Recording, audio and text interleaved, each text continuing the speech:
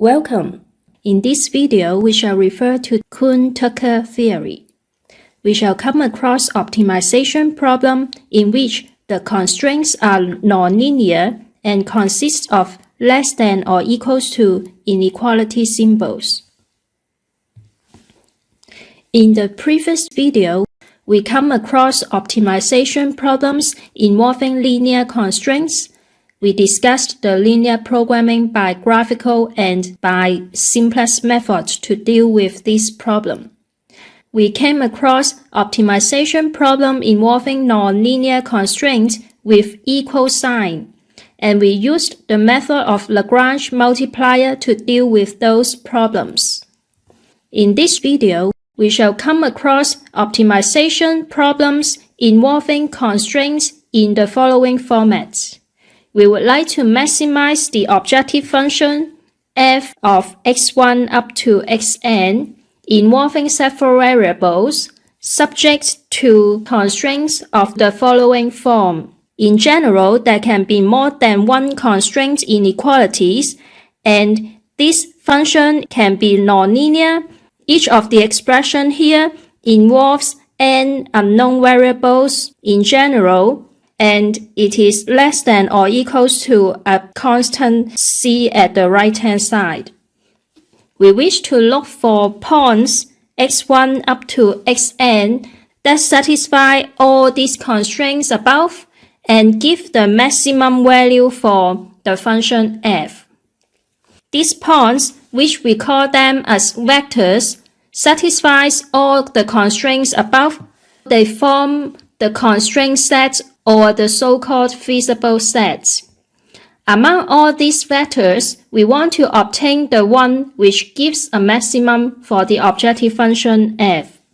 There is a theorem called the Extreme-Value Theorem, which is applicable to these kind of problems when the feasible set is closed and bounded, and when the objective function is continuous.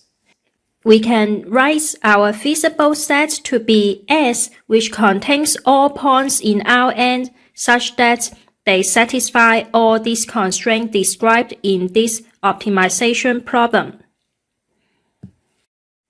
Let us refer to the Extreme-Value Theorem.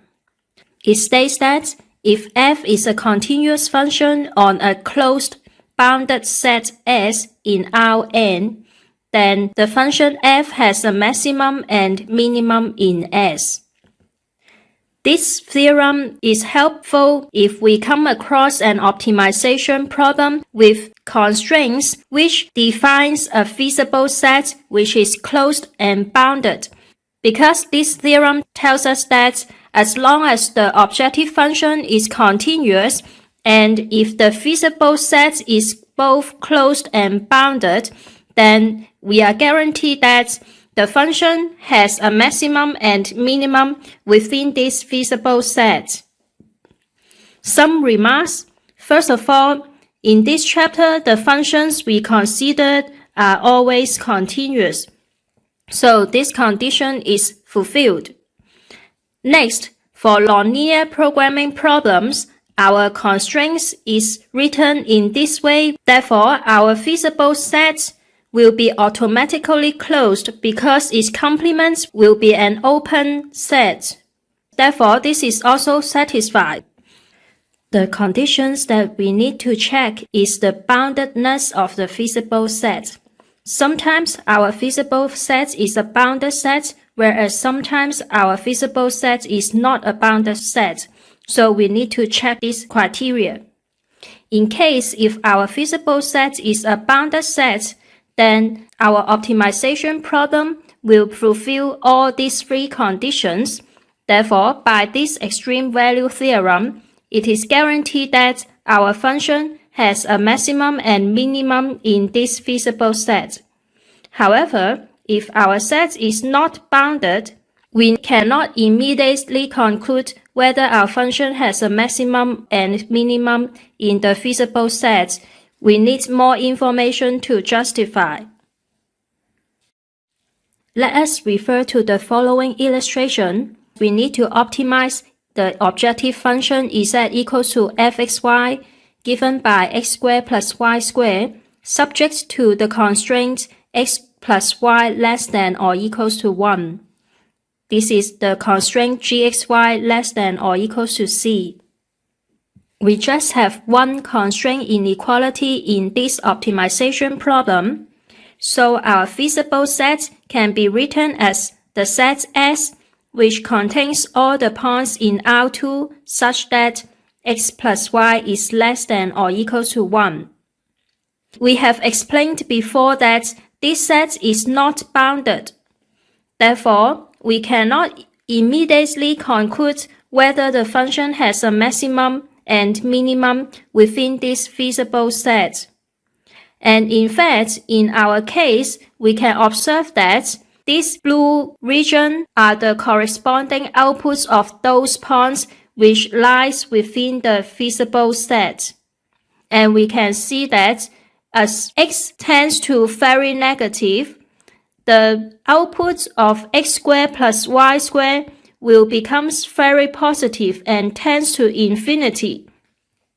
And we can imagine that if we fix the value of y to be a constant, then we can make x as small as we wish, such that those points xy in R2 still satisfy x plus y less than or equals to 1. That means those points still belongs to this feasible set. However, those points will give an output x squared plus y squared which tends to infinity. Therefore, in this case, there is no maximum for our function in this feasible set because we fail to find any points in the feasible set which its output is the highest compared with all other points in the feasible set. Let us refer to another illustration.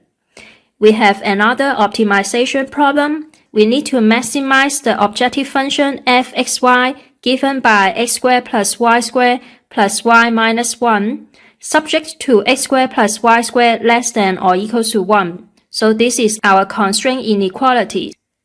We have one constraint in our optimization problem, so we can write our feasible set as S, which contains points in R2 such that x squared plus y squared is less than or equals to 1. Let's see whether this optimization problem fulfills all the three conditions described in this extreme-value theorem. First of all, our function f is a continuous function. Second, our feasible set represents a closed disk in the plane centered at the origin 0, 0 with radius 1 unit. Our feasible set is closed.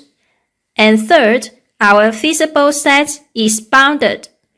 Therefore, our optimization problem fulfills all the criteria in the theorem. Therefore, by this extreme-value theorem, we are guaranteed that f has a maximum and minimum in the feasible set. That is to say that if we refer to points in this feasible set, we are able to find the points which gives the maximum output compared with all other points in this feasible set.